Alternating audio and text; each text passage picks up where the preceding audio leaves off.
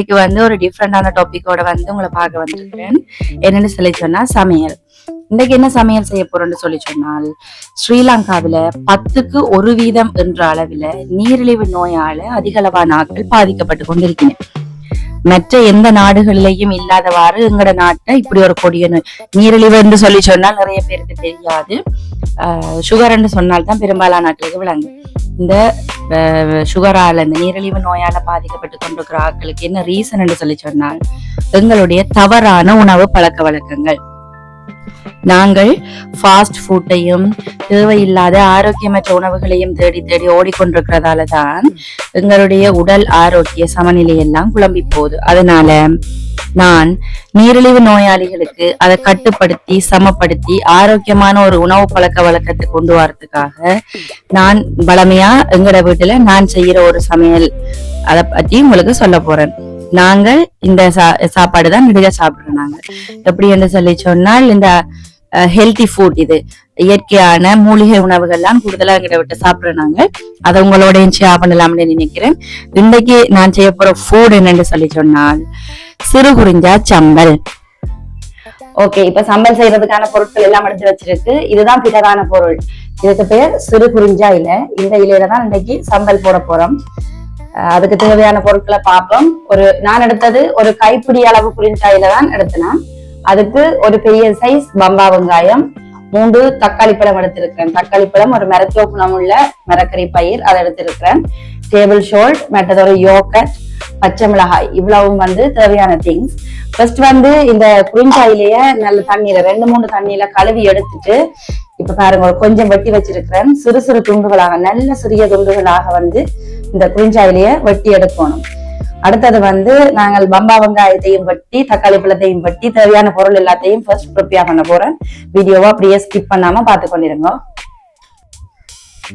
இப்ப வந்து கழுவி எடுத்த குறிஞ்சாயிலேயே ஒன்றுக்கு மேல ஒன்றா அடுக்கிறேன். வெட்டுறதுக்கு ஈஸியா ஒன்றுக்கு மேல ஒன்றா அடுக்கி போட்டு வெட்ட போறேன். எனக்கு வந்து கொஞ்சம் கத்தியால வெட்டுறதுக்கு கஷ்டம். உங்களுக்குமே கத்தியால வெட்டுறதுக்கு கஷ்டம்னு சொல்லி சொன்னா கத்திரிக்கோளால வெட்டினீங்கன்னு சொல்லி சொன்னா சமையலுக்கு ஒரு கத்திரிக்கோள் பாவிச்சோம்னா அதை வச்சிருக்கலாம். அதனால அப்படியே சின்ன சின்ன தூளா வந்து வெட்டி வெட்டி போட போறேன்.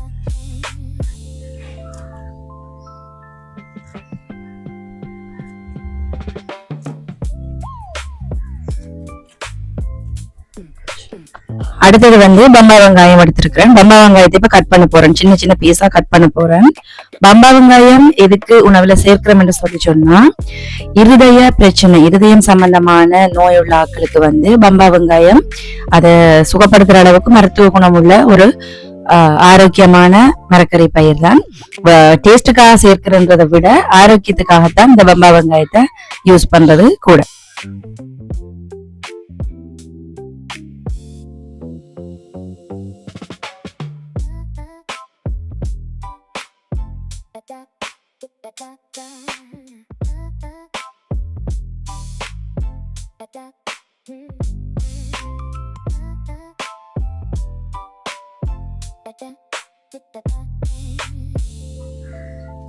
நெக்ஸ்ட் வந்து பச்சை மிளகாய். பச்சை மிளகாய் கொஞ்சம் காரத்துக்காக சேர்ப்போம்.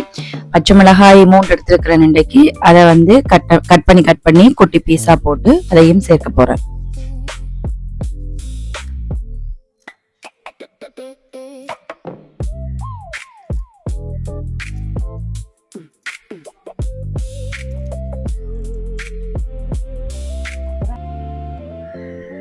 அடுத்தது வந்து தக்காளி பழம். தக்காளி பழத்தையும் சின்ன சின்ன குட்டி பீஸா வெட்டி ஒரு டிஷ்ல எடுத்து வைப்போம் சம்பல் செய்யறதுக்கு.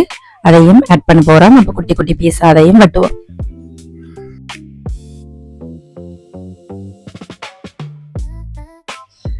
இப்ப வந்து சிறு குறிஞ்சா சம்பல் செய்யறதுக்கு தேவையான சகல பொருட்களையும் வந்து ப்ரிப்பேர் பண்ணிட்டோம்.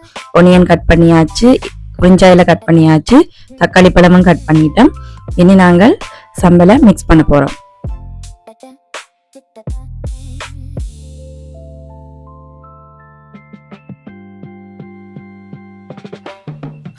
முதலாவதா வந்து கட் பண்ணி வச்ச சிறு குறிஞ்சா இலைய சேர்க்கிறேன். பிளேட் ஒன்ல வேற ஒரு பிளேட்ல சேர்க்கிறேன்.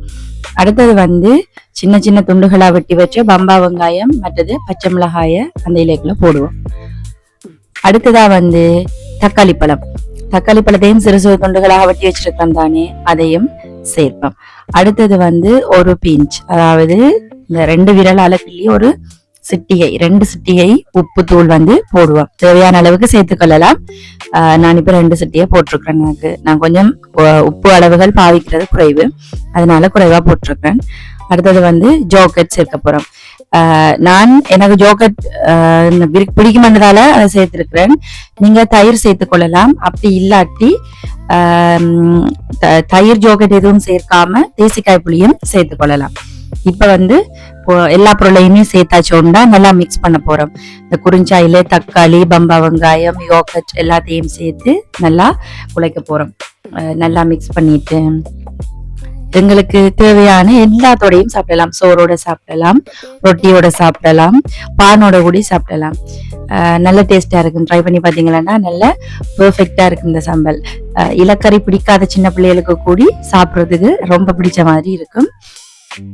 சிறு குறிஞ்சா சம்பல் ரெடி. இன்றைக்கு என்னுடைய மத்தியான சாப்பாட்டை பாருங்க. வீட்டை இந்த அளவு தான் சோறு, ஒரு பிடி அளவு சோறு, மீன் கறி, அதாவது மாங்காய் சேர்த்த மீன் கறி, மாங்காய் மீன் குழம்பு, பசலி பருப்பு போட்டு ஒரு கறி, பாவக்காய் பொரியல். இதோட வந்து நான் இன்னைக்கு ஸ்பெஷலா செய்த குறிஞ்சா சம்பல், சிறு குறிஞ்சா சம்பலையும் ஆட் பண்ணி, இன்னைக்கு பெரும்பாலும் எங்கிற வீட்டுல மூலிகை சாப்பாடு தான், மூலிகை உணவுகள்லாம் சாப்பிடுறது. இன்னைக்கு சாப்பிட போறேன். எப்படி இருக்கு இந்த சம்பரன்னு சொல்லி சாப்பிட்டுட்டு சொல்றேன் பாருங்கோ.